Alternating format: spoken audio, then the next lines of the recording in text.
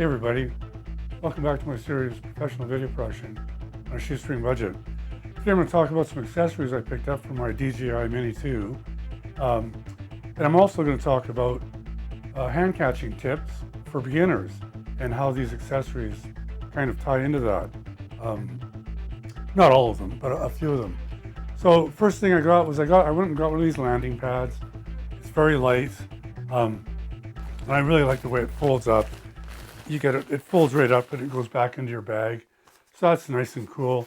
I'm on Vancouver Island and I'm going to be doing a lot of stuff on sandy beaches or in open areas that have been clear cut or forested areas where there's maybe dirt on the ground, things like that. So I thought I would get one. You can use anything. You can use a piece of cardboard or anything that you might have laying around. But I like this, the way it folds up and it's portable and it's really light, super light. And you do get some pegs. You can stake it down if it is windy. So I think it was $14 Canadian.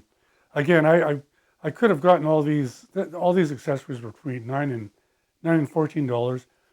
I could have gotten them cheaper from where, if I didn't mind waiting for 45 days. But I wanted to get them quicker, so I ordered most of this stuff on eBay Canada. And, so I got them fairly quick. The next thing I got was the prop guards. And what I like about the prop guards is if I'm in tight, in close, and it goes sideways and it hits me, I'm protected. It's just going to bounce off me. Or if I'm hand launching and a gust of wind kicks it, or I'm landing and a gust of wind kicks it into me, I'm protected. And of course, whenever it's windy out and you're using the drone, landing and take off, you want the wind at your back as a precaution. The other thing I like about the drones is if I'm in an area and there's people nearby and something goes wrong and I lose control of the drone and I hit somebody, it's going to bounce off them, saving me an expensive lawsuit. So I think those are really worth doing. Give you a tip on the prop guards, on these cheap prop guards. They come apart, of course. They have 4 buttons on each one. They come apart. I actually broke one. One of them broke on me. I had to super glue it. So then I realized to take these apart, especially the first few times, get a knife and jiggle it in there and pry them apart. So I hope that helps you, that you don't have to break one of yours. Use a knife to get those apart, because I did break one. And it's fine. I just super glued it and it'll be fine. And I'm sure over time, as I take them apart and put them back together again, they'll loosen up and they'll be fine. The other thing I picked up was some landing gear. And this is cool. These actually fold up, so you don't even have to take them off when you're packing the drone. It's still fairly small, and they click on and off really easy as well, easy to mount. If I am going to use this landing gear for hand catching, I'm going to glue these so that they don't collapse. I'm going to glue them. They still won't take up very much room in my kit, but that way I can just, when I go to hand catch, I'll just be grabbing on to the landing gear itself. And again, it gives me a bit more confidence because I'm not much farther away from the props. The other accessory I picked up was the lens guard. Now, this does a couple of things. It protects you from lens flare on a sunny day. It'll shade your gimbal lens, but it also protects your gimbal as well. It gives you a little bit of protection if I'm going to be flying around trees and things. And if I flew into a tree or a branch hits it, it's going to give me a bit of protection. So that was actually the main reason I bought it. I also bought these landing gear that actually hook up. They hook up on the outside right here, right beneath your legs.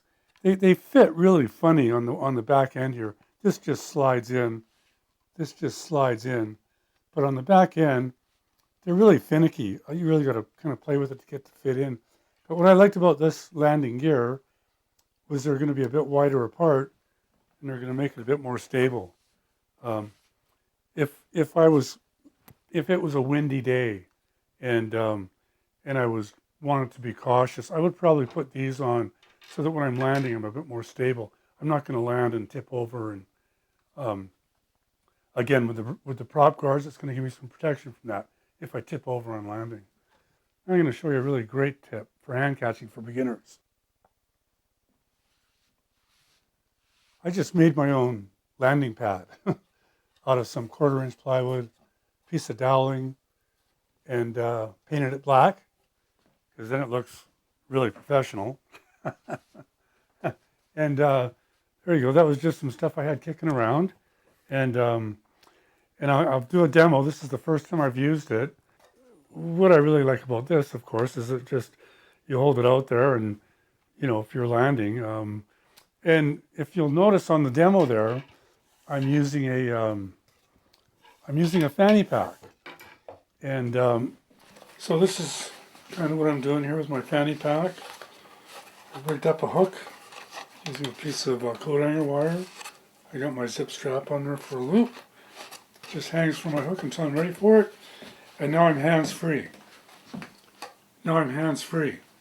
When I want to take off, I can just leave the controller in the fanny pack, and I can activate the takeoff button and hit the takeoff button. And when you can see when I was outside and I took off, I did a hand launch.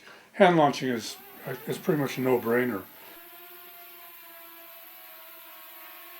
But I found that when I landed it, I didn't even have to take the controller out. I was able to leave it in there and then press my auto land button and landing.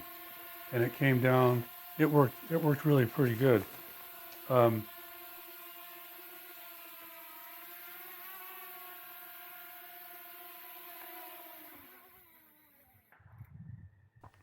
I've watched lots of hand catching videos, and some guys, when they're hand catching, they have the controller up somehow like this, and then to stop the props, they're bringing the controllers in and down, and you don't have to do that.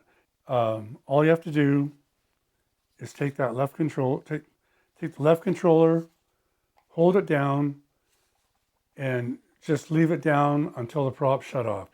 So that's another tip to remember. I think that's about it, guys. I just wanted to make a quick video on this. I think this is a good group of accessories to get. You'll find my my review and demo on the DJI Mini 2, and you'll find other videos there. You'll find a video on the Insta360, and another video I'm doing coming up is I'm waiting for a mounting strap for the Mini 2, and I'm going to hang my 360 camera from the bottom of it. So when I get that, I'll share that with you, and I'll show you how that works. And I'm also going to show you in another video coming up, I'm going to show you how to mount the mic onto your grip, onto your round grip. So I'll be doing that too. Most of us have the bits and pieces of mounting gear in our bag to make this work. So I'll be sharing that with you as well. So thanks for watching. Like I said, check out my series, Professional Video Production on a Shoestring Budget, and you'll find lots of good stuff there that might help you.